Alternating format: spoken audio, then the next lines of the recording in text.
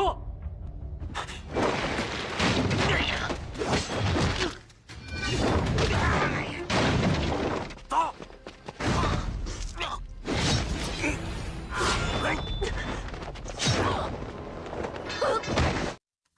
selamat datang di Aksama Video 1. Semoga kalian dalam keadaan baik dan selalu dimudahkan dalam urusannya.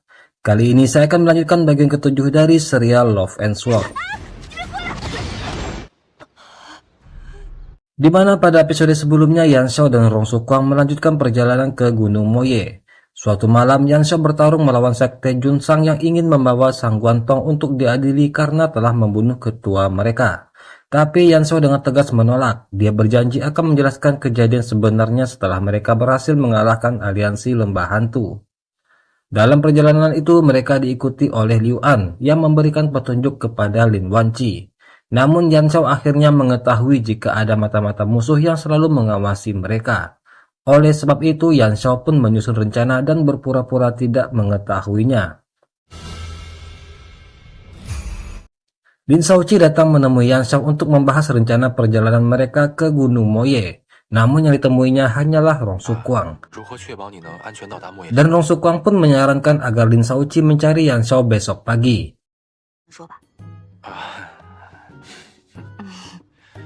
Sementara itu Lin Wanqi yang belum tidur menatap keluar jendela.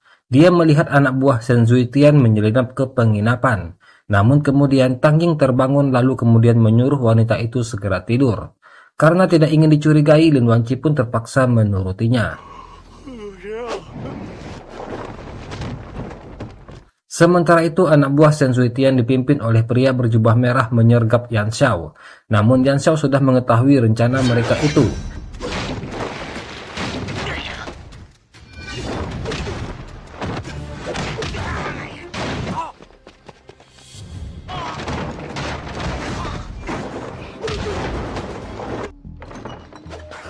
Ketika mereka sudah terkepung, Liu An datang menawan Rong Sukwang.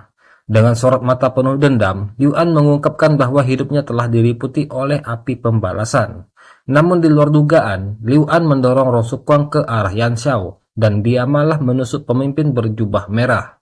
Namun Liu An juga terkena tusukan pedang aliansi lembah hitam.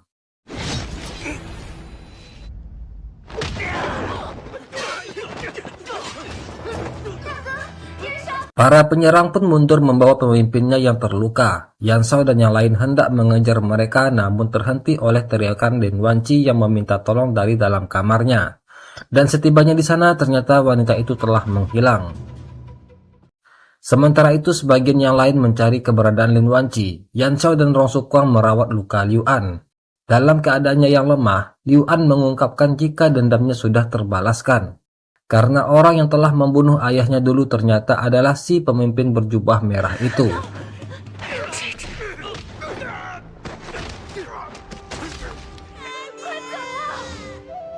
Yan Xiao meminta Liu An untuk mengungkap siapa orang yang membantunya lolos dari penjara. Namun Liu An tidak menjawab. Dia hanya memohon agar Yan Xiao membawanya kembali ke desa Longyu. Lalu kemudian dia pun tewas di sana.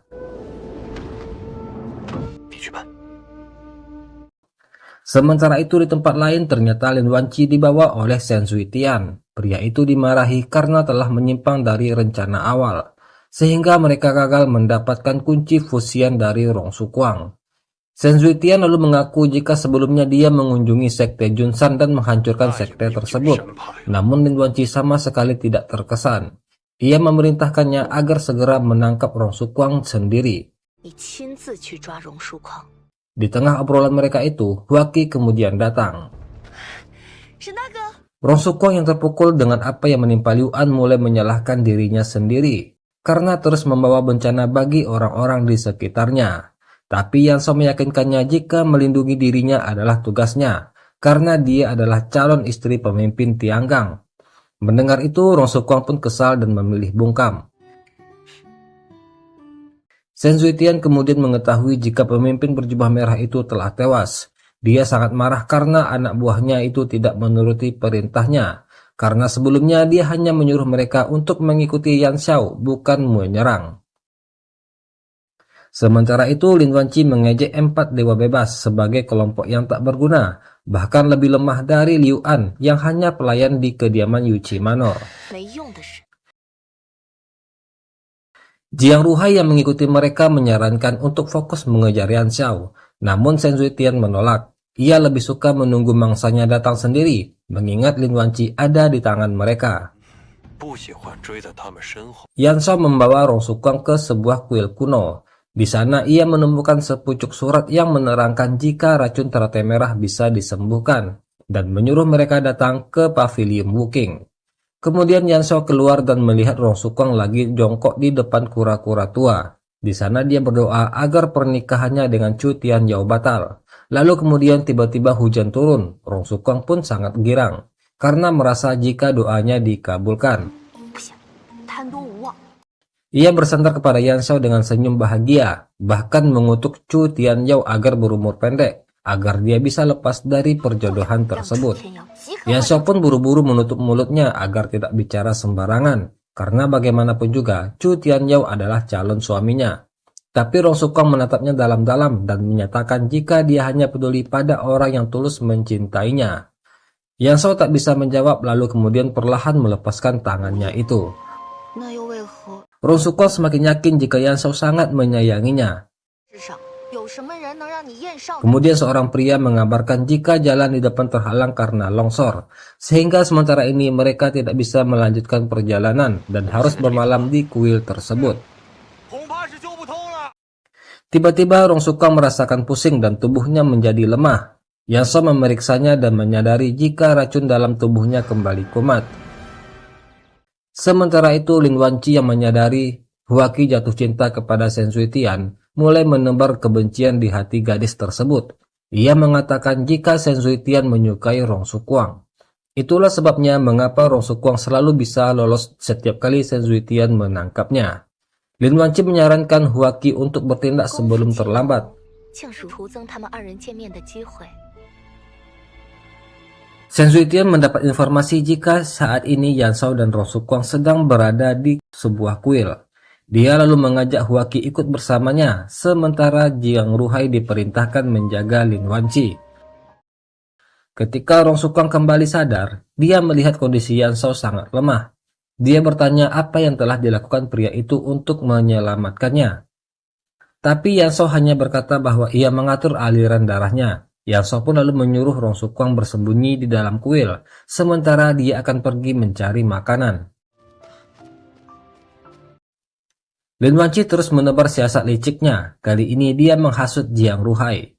Dia menyindir jika di mata Shen Zuitian, pria itu tidak lebih baik dibanding Huaqi, bahkan dengan anjing peliharaan Shen Zuitian sendiri. Namun Jiang Ruhai tetap tenang. Dia tahu jika Lin Wanqi sengaja menghasutnya. Dia pun meminta Lin Wanqi untuk berterus terang saja. Mendengar ucapan Jiang Ruhai, Lin Wanqi pun berterus terang. Dia menawarkan kerjasama, karena menurutnya Shen Zuitian terlalu impulsif. Berbeda dengan Jiang Ruhai yang selalu memiliki 我 siasat. 希望和江二公不是最好的合作者。 Shen Zuitian memerintahkan Huaqi untuk menghadang Yan Xiao, sementara ia sendiri akan menangkap Rong Sukwang. Tapi Huaqi tidak setuju. Dia ingin menangkap Rong Sukwang sendiri agar Shen Zuitian tidak mendekati wanita tersebut. Shen Zuitian pun mengizinkannya, namun melarangnya membunuh Rong Sukwang. Hal itu semakin menyalakan api cemburu di hati Huaqi. 也不要伤他，自有我的打算。 什么一直不杀他？你舍不得他？ Di saat Yan Xiao kembali ke kuil membawa makanan, Shen Zuitian langsung menyerangnya. 燕少，竹林一别，大难临头各自飞了。 Sementara itu Rong Sukwang mendengar suara langkah kaki datang. Dia pun segera menghampirinya karena mengira jika itu adalah Yan Xiao. Namun dia kaget karena ternyata yang datang adalah Huaqi. Rong Sukwang berusaha lari tapi Huaqi berhasil menendang punggungnya.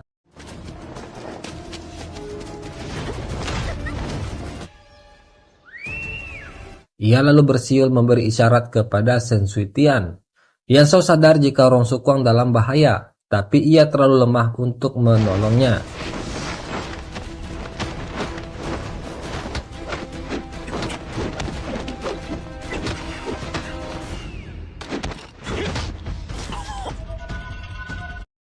Huaqi yang termakan hasutan Lin Wanci berencana akan membunuh Rong Sukwang, tapi tanpa diduga, Rong Sukwang secara tiba-tiba melancarkan jurus jari awan dan melukai Huaqi.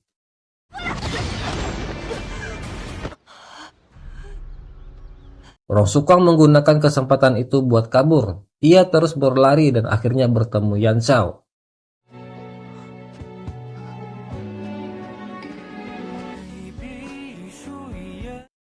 Sementara itu, Huaqi yang terluka berusaha kembali mencari Shen Zuitian.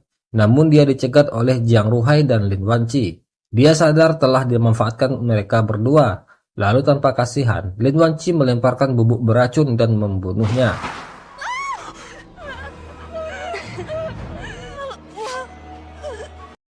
Teriakan Huaqi didengar oleh Shen Zuitian, tapi setibanya di sana, Huaqi telah tewas.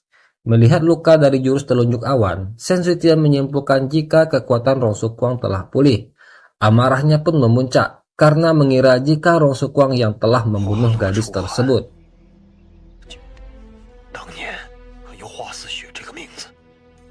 Yan Shao dan Rong Sukwang akhirnya bertemu dengan rombongan Lin Wanci. Dia lalu mengajak Lin Shaoqi untuk berbicara empat mata. Lin Shaoqi pun sangat terkejut ketika mengetahui jika Rong Sukwang terkena racun hati teratai merah, dan bahwa Yan Shao telah menggunakan tubuhnya sendiri untuk menetralisir racun tersebut. Mereka pun lalu segera menuju pavilion Wuking untuk menemui seseorang yang bisa mengobati racun Rong Sukwang itu. Namun Shen Zuitian dan rombongannya juga berhasil mengejar mereka. Yan Shao dan yang lainnya berusaha kabur, namun tubuh Yan Shao sudah semakin lemah, sehingga dia pun roboh dari kudanya. Dengan suara lemah, Yan Shao berkata kepada Lin Shaoqi, jika masih ada satu cara yang bisa dilakukan agar mereka semua bisa selamat. Dia menyuruh Lin Shaoqi mencari Jin Buyao di pavilion Wuking. Walaupun pria itu telah bersumpah tidak akan pernah meninggalkan tempat pavilion Wuking selama hidupnya, tapi Yan Shao punya alasan agar dia mau membantu mereka. Lin Shaoqi pun lalu bergegas menuju pavilion Wuking. Sementara itu Yan Shao dan rombongannya berusaha sembunyi dari ancaman Shen Zuitian dan kelompoknya yang terus mengejar.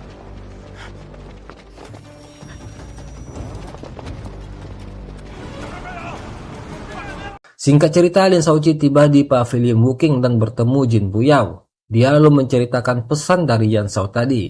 Sehingga setelah mendengar pesan itu, Jin Buyao pun melanggar sumpahnya dan segera pergi menyelamatkan mereka.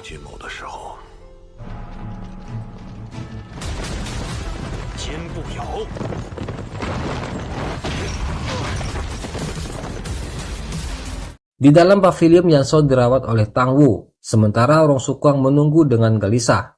Hatinya berkecamuk dan ingin melihat keadaan Yan Shao. Tapi Lin Shaoqi menahannya. Dia meyakinkan gadis itu jika Yan Shao pasti sudah membuat sebuah rencana.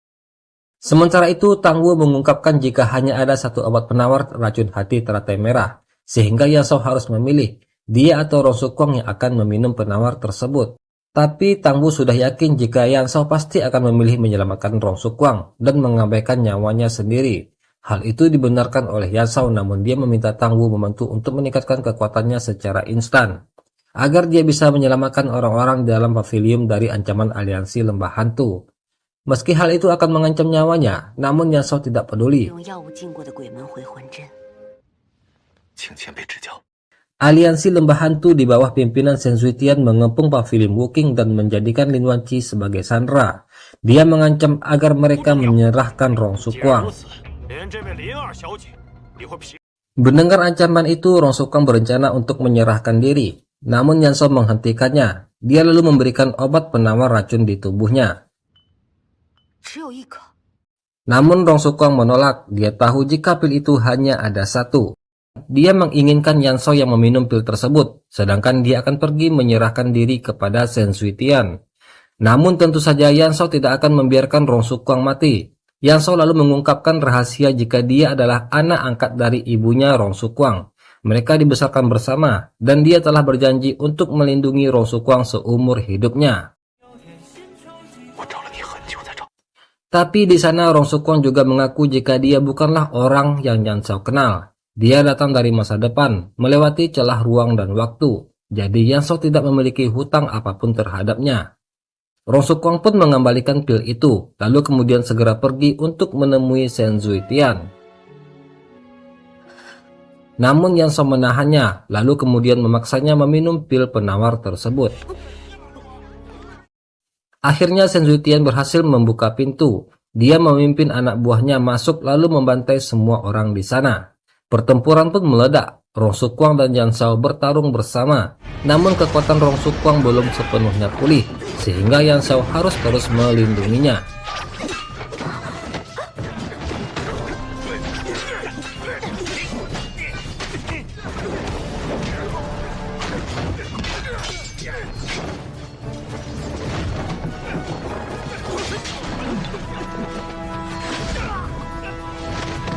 Jin Buya membuka pintu rahasia untuk membantu mereka kabur, tapi dia pun harus terkena sahabatan pedang pihak musuh.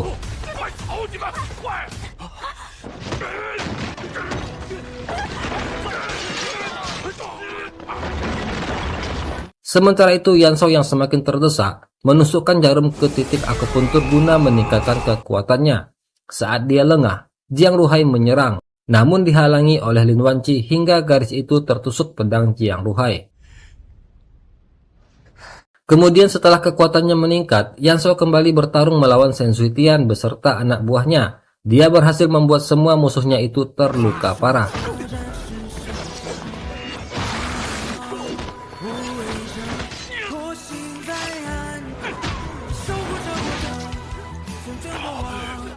Sehingga akhirnya Shen Zuitian dan pasukannya pun dipaksa mundur. Yan Shao berniat mengejar mereka, namun efek jarum tadi telah habis. Tubuhnya kini semakin lemah dan lukanya semakin parah. Yan Shao kemudian menghampiri Jin Buyao. Di detik terakhirnya, Jin Buyao menatap lukisan adik seperguruannya. Pria itu akhirnya tewas setelah dia melunasi hutangnya terhadap Yan Shao. Lin Wanqi yang juga terluka parah akhirnya terbangun. Namun Yan Shao sudah menunggunya dengan wajah serius. Dia meminta penjelasan semua tipu muslihat dan pengkhianatan yang dilakukan wanita itu selama ini.